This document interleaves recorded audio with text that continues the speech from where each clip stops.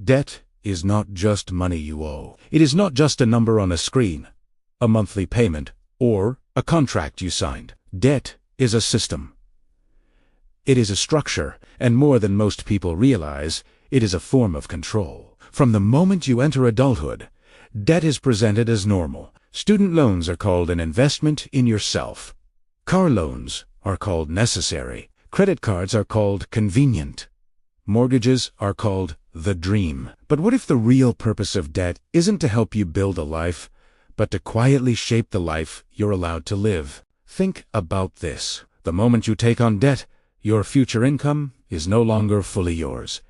It has already been claimed. A portion of your time, your energy, your labor, your creativity, all of it is pre-assigned to repayment. You haven't just borrowed money. You've borrowed against your freedom. Imagine waking up every day knowing you cannot simply walk away from your job, not because you love it, not because you're passionate about it, but because you owe. You owe the bank. You owe the lender. You owe the system. Debt transforms choice into obligation. It narrows your options. It makes risk dangerous. It makes rebellion expensive. When you are debt-free, you can afford to say no. No to toxic workplaces. No to underpayment. No to unethical practices. No to environments that crush your spirit. But when you carry debt, saying no becomes a luxury. You need the paycheck. You need stability. You need consistency. And so you stay. Debt anchors you in place. Look at how early this process begins. Many young people graduate with tens of thousands in student loans. Before they've earned their first real paycheck, they already owe years of their future labor. They are told this is the price of opportunity, but what it really does is shape their decisions. It pushes them toward higher-paying careers instead of meaningful ones. It pressures them to prioritize income over passion. It conditions them to chase security over creativity. A graduate with no debt can experiment. They can start a small business. They can take an internship. They can travel. They can explore. A graduate buried in debt cannot afford uncertainty. They must optimize for repayment. Debt doesn't just influence what you do. It influences who you become. Consider the psychological weight of owing money. There is a constant low-grade stress that comes with it. Even if you manage payments comfortably, there is always an underlying awareness. This isn't fully mine. My income is partially spoken for. My time is partially pledged. This stress makes people compliant. When you are anxious about money, you are less likely to challenge authority. You are less likely to demand change. You are less likely to take bold action. Financial pressure shrinks your world. It makes survival the priority. And when survival is the focus, freedom becomes secondary. Now zoom out and look at the bigger picture. Entire economies run on debt. Governments borrow. Corporations borrow. Individuals borrow. Growth itself is fueled by borrowing. The system depends on people spending money they don't yet have. Why? Because debt accelerates consumption. Instead of waiting 10 years to save for something, you buy it now and pay for it over time. This keeps businesses profitable. It keeps markets expanding. It keeps money circulating. But it also keeps people locked into long-term payment cycles. A 30-year mortgage means 30 years of required income. A 5-year car loan means 5 years of obligation. Credit card balances stretch even longer if only minimum payments are made. Each obligation reduces flexibility, and flexibility is power. When you lack flexibility, you are easier to manage. Employers know this. Financial institutions know this. Policymakers know this. A workforce heavily burdened by debt is a workforce that cannot easily disrupt the status quo. It cannot easily strike. It cannot easily demand structural change. The cost of instability is too high. Debt turns time into collateral. Every month becomes a checkpoint. Did you make enough? Did you pay on time? Did you avoid penalties? Your life begins to revolve around payment cycles. Weeks are measured by paydays. Months are measured by due dates. Even your credit score becomes a tool of discipline. Pay on time, and you are rewarded with access to more debt. miss payments, and you are restricted. The system doesn't just track your financial behavior. It grades it. It assigns you a number that determines where you can live, what interest rates you pay, sometimes even whether you get a job. Your financial obedience becomes your reputation. And here's the paradox. The more responsibly you manage debt, the more trustworthy you appear, and the more debt you are offered.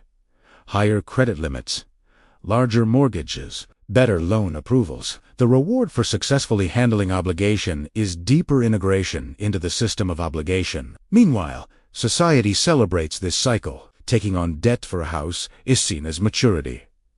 Financing a car is seen as normal adulthood. Using credit to furnish a lifestyle is encouraged through marketing. Buy now, pay later. 0% financing. Low monthly payments. Notice the language. Not total cost, not long-term impact. Just the monthly payment. As long as the monthly number feels manageable, the larger commitment fades into the background. This reframing is powerful. Instead of asking, "Can I afford this?" people ask, "Can I afford the payment?" That subtle shift keeps consumers spending beyond their immediate means. It ties them to future income. It transforms desire into long-term obligation. Debt also shapes geography. People move to cities with higher salaries because they must service loans. They accept long commutes because housing near work is too expensive. They delay starting families because they feel financially unstable. They postpone entrepreneurship because steady income feels safer. When millions of people make these decisions simultaneously, entire societies are structured around repayment. Stability becomes the highest value. Predictability becomes the goal. Risk becomes something to avoid. But innovation, change, and transformation require risk. If you are living paycheck to paycheck with debt hanging over you, starting something new feels reckless. Quitting a secure job feels irresponsible. Speaking out feels dangerous. The system doesn't need to physically restrict you. Financial commitments do the job quietly. Debt can also distort relationships. Financial stress is one of the leading causes of tension in partnerships. When two people are tied to large obligations, conflict increases. Decisions are made not purely on shared values, but on financial constraints. Where to live, when to move, whether to change careers, whether to take time off. Freedom shrinks under obligation. And then there's interest. Interest is the price of time. It is what transforms debt from a temporary bridge into a long-term burden. When you pay interest, you are paying for access to money you did not have, but you are also transferring wealth from your future self to the lender. Over time, this compounds. The more debt you carry, the more interest you pay. The more interest you pay, the less capital you accumulate. The less capital you accumulate, the more dependent you remain on income. And the more dependent you remain on income, the less bargaining power you have. It's a feedback loop. Those who lend accumulate assets. Those who borrow commit labor. This dynamic gradually shifts wealth upward. It's not always malicious. It's structural. The system is built to reward capital ownership and charge for capital access. So what does this mean for the average person? It means that every financial decision has a hidden cost beyond money. It has a freedom cost. Every loan reduces optionality. Every long-term payment plan narrows maneuverability. This doesn't mean all debt is evil. Some debt can be strategic. It can accelerate business growth. It can enable access to education. It can create leverage. But the key difference is control. Are you using debt as a tool, or is debt using you as a resource? If your entire financial life is structured around meeting obligations, then you are not in control. You are reacting. You are managing. You are surviving within boundaries set by contracts signed years ago. True power lies in margin. Margin of time, margin of money, margin of choice. When you have savings instead of obligations, you gain leverage. You can negotiate. You can pivot. You can walk away. You can endure temporary hardship without collapse. Debt reduces margin. That's why the most powerful financial position is not high income. It is low obligation. Someone earning a moderate salary with minimal debt may have more real freedom than someone earning double with massive liabilities. Yet society rarely glorifies minimalism. It glorifies scale. Bigger house, newer car, more luxury. But luxury financed by debt is fragile. It looks impressive, but it rests on continuous income flow. Interrupt that flow, and everything becomes unstable. Control in modern systems rarely looks like chains. It looks like contracts. It looks like payment plans. It looks like terms and conditions. You sign willingly. You agree voluntarily. But the long-term implications often remain abstract until years later. When enough individuals are bound by similar obligations, collective behavior shifts. Political decisions are influenced by economic anxiety. Public policy often prioritizes market stability because instability threatens repayment structures. Economic downturns trigger widespread stress because so many lives are leveraged. Imagine a society with little consumer debt. People would save before buying. Growth would be slower but steadier. Individuals would have stronger bargaining positions. Workplaces might look different. Entrepreneurship might increase because people could afford temporary income gaps. But a debt-driven society prioritizes speed. Buy now. Build now. Expand now. Pay later. It accelerates development, but it also amplifies vulnerability. And vulnerability can be managed. When people fear losing their homes, they comply. When people fear defaulting, they endure. When people fear credit damage, they prioritize repayment above all else. Financial fear becomes a silent motivator. This is why understanding debt is critical. Not just how it works mathematically, but how it works psychologically and structurally. Ask yourself, if all your debts disappeared tomorrow, what would you change? Would you switch careers, move cities, start something new, work fewer hours, speak more openly? The answer reveals how much your current life is shaped by obligation. Debt is often marketed as empowerment. You deserve this. Invest in yourself. Upgrade your life. But empowerment funded by obligation can quickly become dependency. True empowerment comes from ownership of your time, your resources, your decisions. The system does not force you into debt. It incentivizes it. It normalizes it. It glamorizes it. It integrates it so deeply into adulthood that avoiding it feels abnormal. But questioning it is the first step toward reclaiming control. This doesn't mean rejecting modern finance entirely. It means approaching it consciously. It means recognizing that every borrowed dollar carries a future cost measured not just in money, but in flexibility. Freedom is expensive, not because it costs money, but because it requires resisting the temptation of immediate gratification funded by future obligation. When you choose patience over instant consumption, you preserve autonomy. When you choose savings over status, you build resilience. When you reduce liabilities, you increase leverage. Debt is designed to function smoothly, quietly, almost invisibly.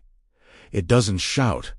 It doesn't demand attention daily. It simply sits in the background, extracting small pieces of your income month after month. And over decades, those small pieces add up.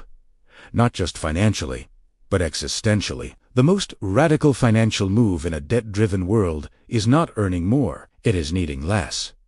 Because the less you need, the less you owe. And the less you owe, the less you are controlled by external structures. Debt thrives on comparison. You see others upgrading, traveling, expanding. You feel pressure to keep up. Credit makes that possible instantly. But the comparison is often surface level. You see the lifestyle, not the liabilities behind it. Freedom is quiet.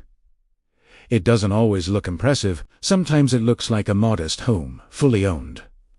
A reliable car paid off. A savings account growing steadily. Options waiting patiently. In a culture obsessed with acceleration, choosing stability can feel counterintuitive. But stability built on ownership, not obligation, is powerful. Debt is a contract with your future self. It says, I will work for this later. The question is whether that future version of you will thank you or resent you. If debt was purely about convenience, it would not shape behavior so deeply. But it does. It shapes career paths. It shapes risk tolerance. It shapes political attitudes. It shapes stress levels. It shapes family dynamics. It shapes lives. The ultimate form of control is not force. It is dependency. When people depend on continuous income to sustain leveraged lifestyles, they become predictable. They become cautious. They become invested in preserving the structures that enable repayment. And that is how debt, quietly and systematically, becomes more than a financial tool. It becomes a mechanism of control, not because someone is pulling strings in a dark room, but because the structure itself rewards obligation and penalizes independence. The solution is not fear. It is awareness. It is deliberate decision. It is understanding that every financial choice carries long-term consequences beyond the immediate transaction. When you see debt clearly, you can choose strategically. You can decide when it serves you and when it enslaves you. You can prioritize flexibility over appearance. You can value autonomy over acceleration. And perhaps most importantly, you can redefine success not as how much you can borrow, spend, or display, but as how much of your life you truly own. Because at the end of the day, control over your time is control over your existence. And anything that permanently claims large portions of that time deserves to be questioned. Debt may be normalized. It may be celebrated. It may be embedded into the fabric of modern life. But once you understand how it shapes behavior, incentives, and freedom, you can no longer see it as just a number. You see it for what it is, a powerful force that, if left unchecked, quietly dictates the boundaries of your life. And the moment you recognize that, you begin to take back control.